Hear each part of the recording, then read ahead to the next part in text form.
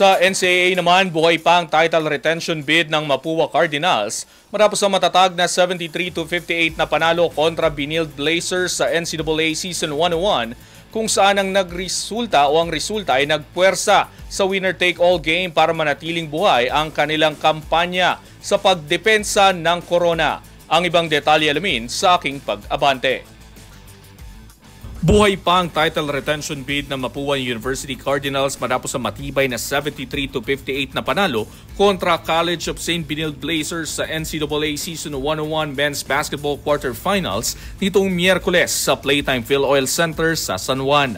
Pinangunahan ni Cyril Gonzalez ang Cardinals na may 17 points habang nag-ambag sina JC Recto at Mark Cuenco ng 11 at 10 markers na umalalay sa isa na namang mahinang opensiba ni Clint Escamis na 2 puntos lamang ang naitala.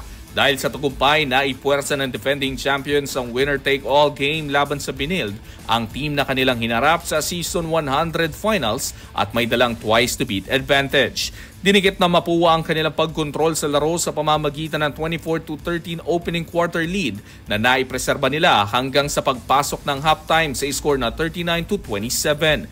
Nakahirit pa ang Blazers at nabawasan ng lamang sa 56-51 maaga sa fourth quarter, ngunit sunod-sunod na tirada mula kina Mark Iglain at Recto sa labas ng arko at mga crucial na opensiba ni Gonzalez ang tuluyang nagpasara sa panalo ng Cardinals.